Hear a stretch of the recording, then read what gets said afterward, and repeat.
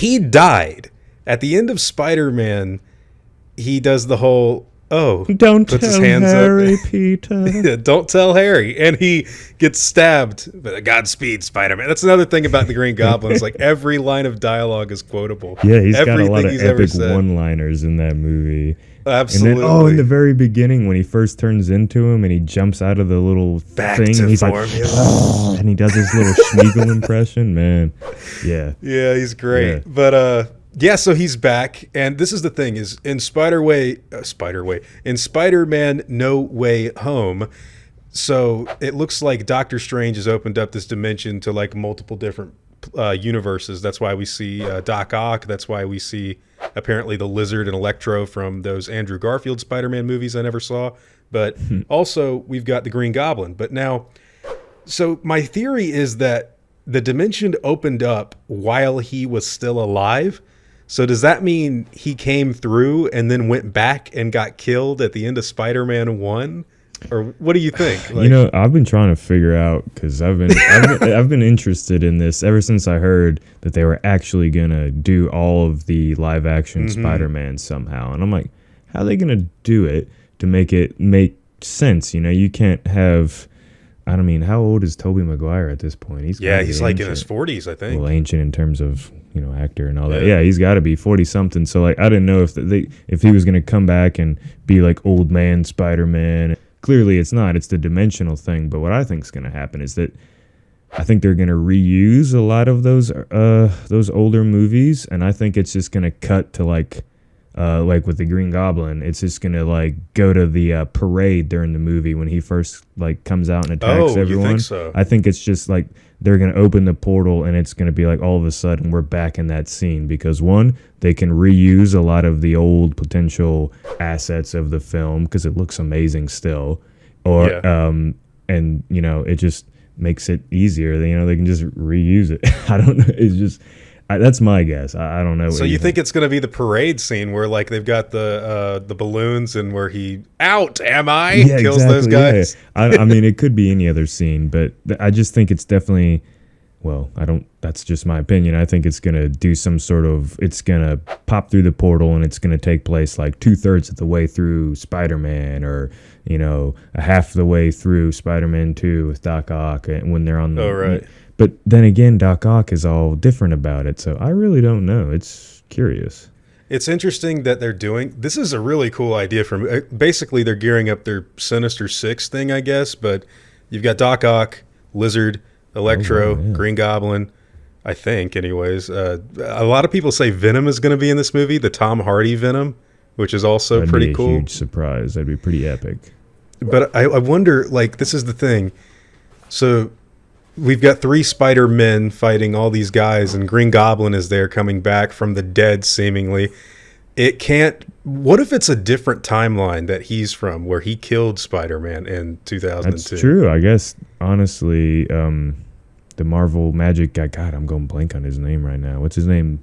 Doctor Strange, He does have the ability to know that there's like 73 billion universes or something. Right, he makes some quote at one point in one of the Marvel movies saying something like that. So you're right. It could have very well been the universe where each one of these bad guys actually won. So we're getting the worst of the worst, but maybe we're getting the best of the Spider-Man. Spider-Man, that sounds different than Spider-Man. Yeah. What's funny, like, the Doc Ock is also interesting because even my dad, back when Spider-Man 2 came out, we always assumed he would be back, but probably not evil, because remember at the end of Spider-Man 2, he, like, tries to stop the whatever that thing was, the weird reactor power, whatever it was that he made in the whole yeah. And he goes under the water, and my dad's like, oh yeah, he'll be back in Spider-Man 3, which that didn't happen. But hey, maybe that thing went crazy like underneath water and it teleported him. That's how they're gonna play it, because we never found a body, or did they? No, because they just have him like floating in the water. I tell you, man, I've seen the original Spider-Man a ton of times. I've seen Spider-Man 2 probably 5 or 6 times, and then I've seen Spider-Man 3 once in theaters, and a couple of clips of it on TV. And unpopular opinion, I know everybody complains at the scene where he's all like snapping his fingers and there's that music going on.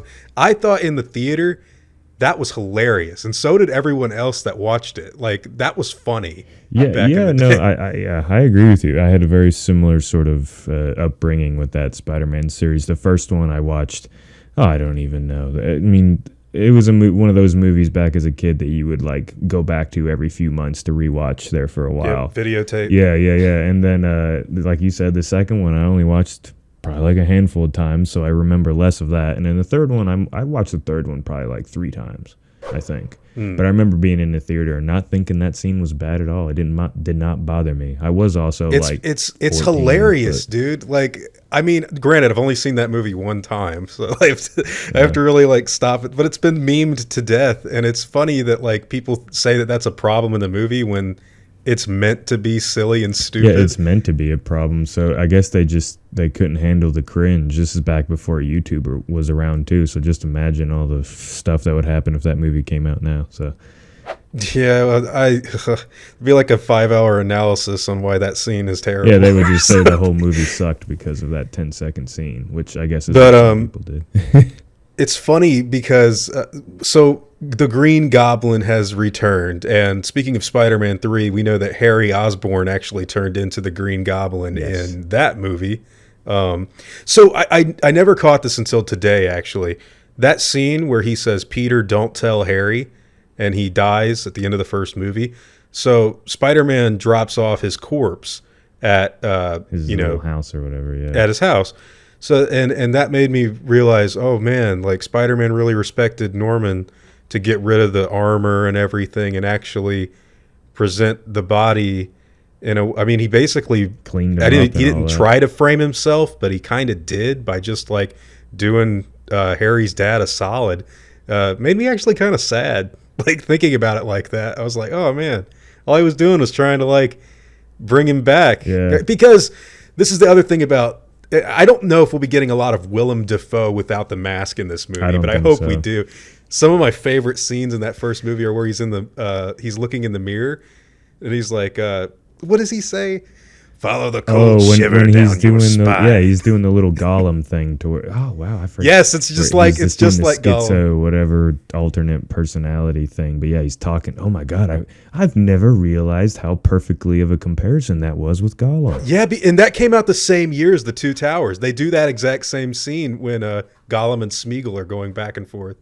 Damn, they don't do that anymore in movies. What the hell, man? What the heck? That's crazy. It's pretty cool. Those are both 2 really good scenes, but I would just rewatch The Two Towers I watched it twice, extended edition. Ooh. Those movies, dude, The Lord of the Rings, that's the greatest trilogy ever made. Okay, so in that scene where the Green Goblin is talking to himself, Norman Osborn, inside the mirror, I don't think we're going to be getting a lot more of that in this next movie because more than likely the Green Goblin's going to have like a minor role in comparison to like everybody else. But dude, that I loved the like I said before, every line of dialogue from him is quotable. And when you see that kind of struggle that he's going through in those scenes, it's great. He's like, "The heart, Osborn. First we attack his heart." And then what does he say what does he do? He kidnaps Spider-Man. He like puts him to sleep and he goes, he's like slapping him on the Oh my god, dude, you're bringing back. I haven't watched that movie in a real long time, and I'm it's a classic, I'm ashamed bro. of myself. I need to go. You're just flashing back so much stuff. I forgot how memeable Green Goblin was. Like if the Green Goblin, everything he says, now, bro. He said at the end, remember, he's like, "I offered you friendship, and you spat in my face." He's like butching the shit out of Peter Parker. Oh wow. By the way, this is the thing. He's back. Is he going to be fighting Tobey? It looks like the Doc Ock is like fighting the new Tom Spider Holland. one. Yeah. Yeah.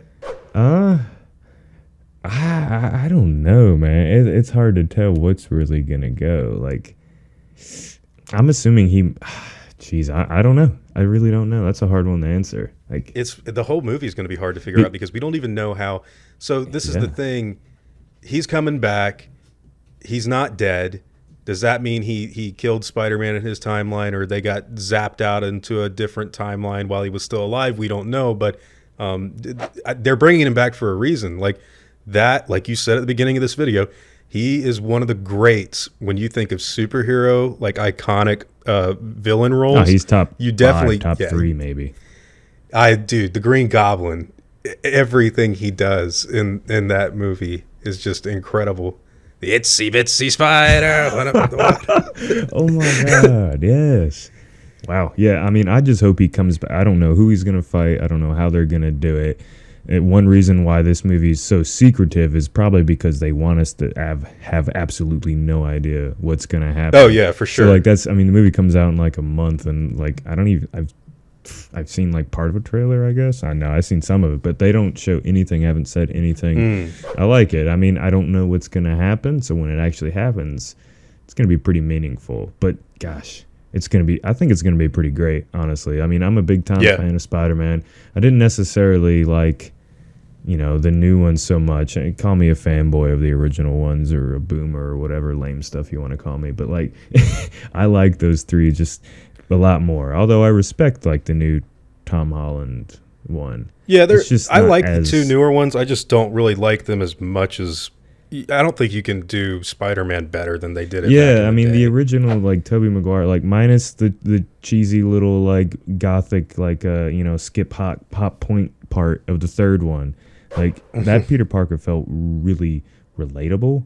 Like honestly, like he felt very much like a person we've all met, maybe even ourselves at times, part of us, like are he Peter was Parker, just something special. Whereas like even with Andrew Garfield's, he did all right, but then Tom Holland, he just 100% feels like a movie character. No offense, I like him as an actor. Yeah, sure. That's a lot of Marvel. It has the Marvel cheese. You're watching a movie. Whereas Green Goblin from the original one and that whole entire series just felt more like they plucked it out of real life and like this stuff actually happened. So.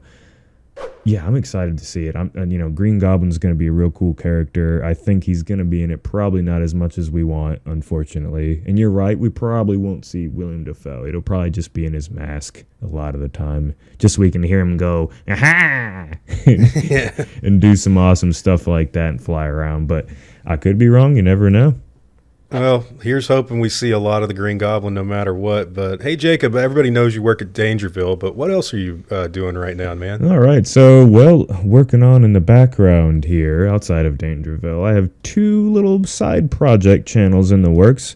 Currently, helping a buddy create a new Halo-themed channel, mostly Halo. We might branch off, called Mythos Labs, where we're going to take kind of the lore of the series and deliver it in a more theatric kind of comic book almost sort of style to where we bring parts of the lore to life, because that's something that no one's really doing yet. So working on that. If you want to look into that more, I'm sure Clayton will do me a solid and leave a link down below. Yeah, man. And then outside of that, I'm going to start making my own little personal channel here soon, sort of do more videos like this. But we'll let you know more on that when that comes out. We're just starting up on that now, so that's pretty much it. I ain't doing too much else in the world of YouTube, I guess. Yeah, and everybody knows you've been doing Godzilla and Jurassic and monster videos in general over the last 5 years? Since 2017. 4 years. No, it's whenever you started, so yeah. Same as me for Jurassic, 4 years. But yeah. Oh, yeah, man. And look, we're branching off talking about Green Goblin right now. We hope that you enjoyed it. Yes. So. Yeah, we want to kind of talk about our other interests because we like more than just, big scaly things with claws and teeth. So,